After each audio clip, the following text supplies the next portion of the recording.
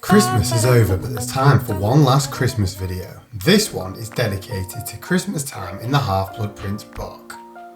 Right, let's do it. So, Christmas begins in the usual way with Hagrid single-handedly putting up 12 Christmas trees in the Great Hall. Poor bloke, someone definitely needs to make sure that his back is alright. In the run-up to the Christmas holidays, Ron and Hermione aren't speaking at all. Hermione is annoyed with Ron for hooking up with Lavender Brown, which we do see in the film. So, when Slughorn's Christmas party rolls around, Hermione takes Cormac McLaggen and Ron, who wasn't invited. So, when Slughorn's Christmas party rolls around, Hermione takes Cormac McLaggen with her. And Ron, who wasn't invited, doesn't go. Poor Ron. We do see the party in the film, more or less as it goes down in the book. They all have a Christmas boogie and eat vol-au-vents. Harry's party ends when Malfoy gets caught by Filch and Harry follows Malfoy and Snape to try and hear what they're talking about. He then hears Snape mention the fact that he made the unbreakable vow to protect him, which again goes down the same in the film.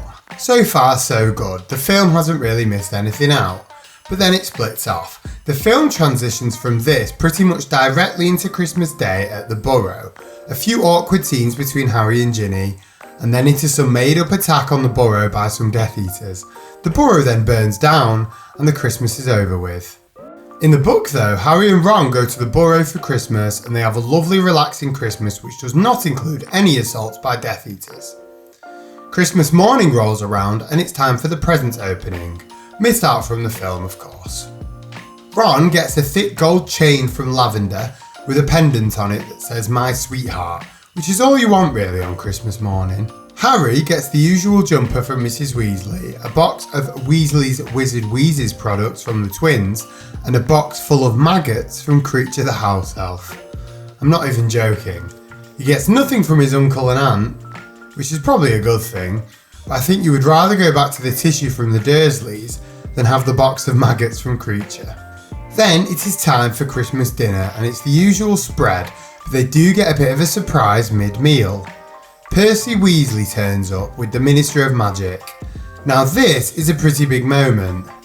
Percy has been estranged from his family since Voldemort returned, so no one has really spoke to him in a year and a half.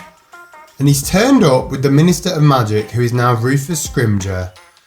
They've turned up under the pretense of Percy wanting to see his family on Christmas Day, but the real reason is that Rufus Scrimgeour wants a chance to speak to Harry in private. He gets his wish and him and Harry go for a little stroll around the garden of the Burrow.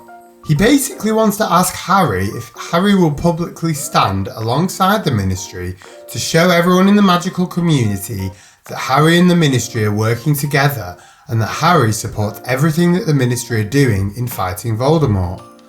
Harry refuses though and says that he doesn't agree with some of the things that they have been doing, like locking up Stan's Shunpike for instance. If you remember, Stan was the conductor of the night bus that we met in the Prisoner of Azkaban book. He's been put in Azkaban even though he's not a Death Eater, which Harry says is because the Ministry are trying to make it look like they're making progress when they're not. I know, shocking right? Who knew that politicians lie? Their little chat ends on a bit of a bitter note and they go back into the house where they find Percy with mashed parsnips all over his glasses. Apparently Fred, George and Ginny had all been throwing food at him. Why not? Anyway, so that's pretty much it for this Christmas. It's a pretty uneventful one to be honest, which is presumably why they made up a fake Death Eater attack in the film. Personally, I don't think it was needed. They could have just included the Percy and Scrimgeour visit, and there would have been no need for the made up part. Anyway, it is what it is. Ron and Harry go back to Hogwarts in the new year, and that's that. So that's it for this video. And that's it for my Christmas series. I won't be doing a video on Christmas during the Deathly Hallows book because there isn't really any Christmas in that one.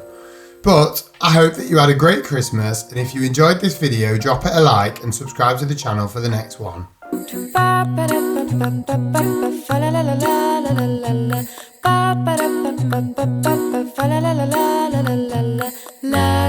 la la la la la la la ba ba